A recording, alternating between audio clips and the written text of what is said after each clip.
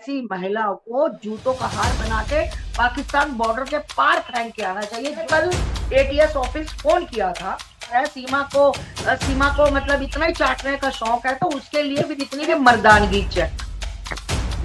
Check करने। ये दोस्तों आपके अपनी YouTube चैनल शाहिद ऑफिशियल पर आप सभी का एक बार फिर से मोस्ट वेलकम है, स्वागत है। उम्मीद करते हैं कि आप सब ठीक होंगे, खुश होंगे। दोस्तों बात करेंगे सीमा हैदर, गुलाम हैदर को लेकर।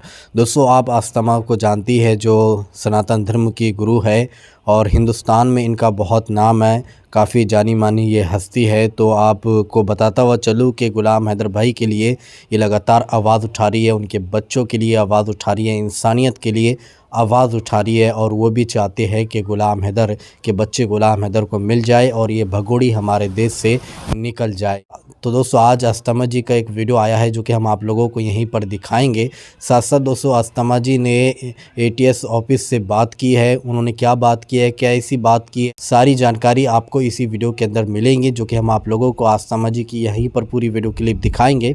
लेकिन वीडियो दिखाने से पहले आपसे रिक्वेस्ट करना चाहेंगे, प्लीज़ इस वीडियो को ज़रूर लास्ट तक देखिए और जितना हो सके इस वीडियो को ज़्यादा से ज़्यादा शेयर कीजिए।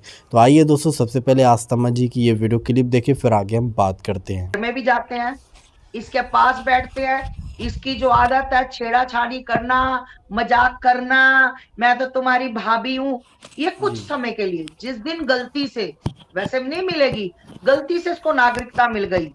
अरे ये आपको मैं 1 महीना अगर ये ये चिड़िया वो है जो डाल डाल पर बैठती है, ये एक डाल पर चिड़िया टिकने वाली नहीं है। जो इंसान जैसा होता है अपनी हरकतों से दिखा देता है। ये वहां भी बार गर्ल थी, नचनिया थी वहां भी, तो इसने यहाँ आकर क्या किया? अगर ये पीड़ित थी, इसको दुख था, इसको लग रहा था कि मैं वहां से पिट के आई हूं, मैं बहुत पीड़ा में आई हूं, तो कुछ 5-7 महीने सब्र तो करती, अंदर घुट के रहती। इसको लगता कि मैं मतलब लोगों को, ये तो पहले महीने से ही नाच गाना शुरू कर दिया इसने, क्योंकि वहां पर ये नचनिया थी, इसने अपना धंधा खोल रखा था। तो अब जो भाई जो काम करता उसके बिना तो वो रह नहीं सकता। तो औकात आप लोगों के सामने, इससे बढ़कर सबूत आप लोगों को क्या चाहिए?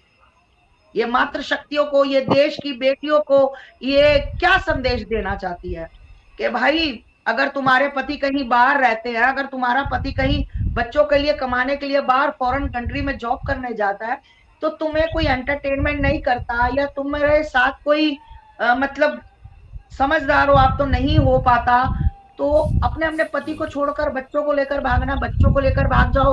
आपने अकेले भागना, अकेले भाग जाओ, बच्चों को छोड़ के भाग जाओ।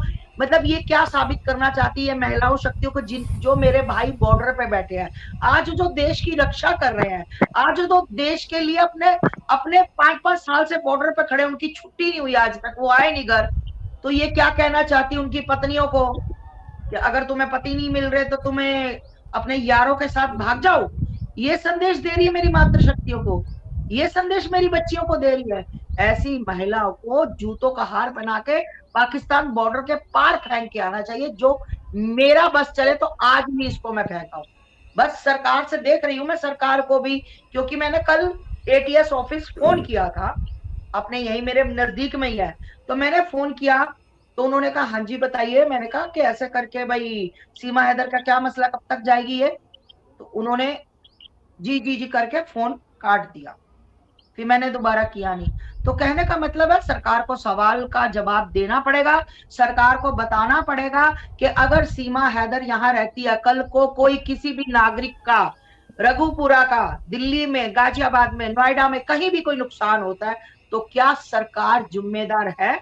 या जो लोग इसकी सपोर्ट कर रहे हैं, उन्होंने कभी नहीं बोला, मैंने तो 50 बार बोला कि भाई आप लिख दो, आप फेसबुक पर आकर आप अपनी वीडियो जब बनाते हो, आपको फ्रेम चाहिए होता तो बोलो ना कि अगर सीमा की वजह से देश में कोई नुकसान होता है तो मैं जिम्मेदार हूं, मेरी सारी प्रॉपर्टी, सारा मेरा जितना भी पैसा, अकाउंट, सब कुछ कुर्की कर लिया जाए।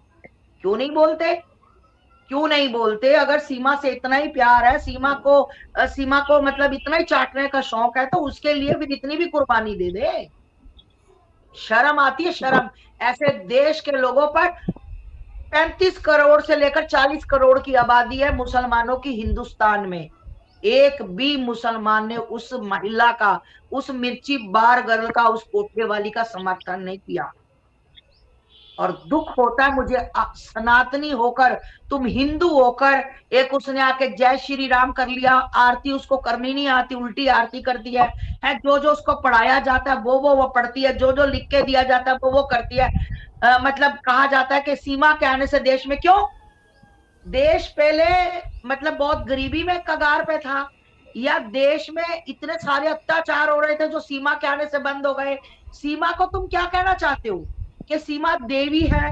तो भाई इसको अपने बगल वाले जहां तुम रहते हो वहां ले जाओ, और बगल वाले मंदिर में माता की फोटो उठाकर सीमा की लगा लो, सुबह शाम दर्शन करो, एंटरटेनमेंट करो, अपना अपना समय बिताओ उसके साथ। मतलब चंद्रयान पर वो चीज सीमा की वजह से, करवा चौथ आ गया, सीमा ने बताया हमें देश में, हम सनातनी हैं, हमें अपने त्योहारों का जी बिल्कुल नहीं पता था।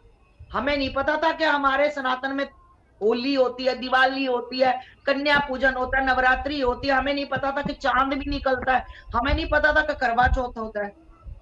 क्योंकि कुछ कथाकथित लोगों के बताने से ये पता चल रहा है कि सीमा ने मैं यहाँ देखो पर सारी त्योहारों के बारे में बताया।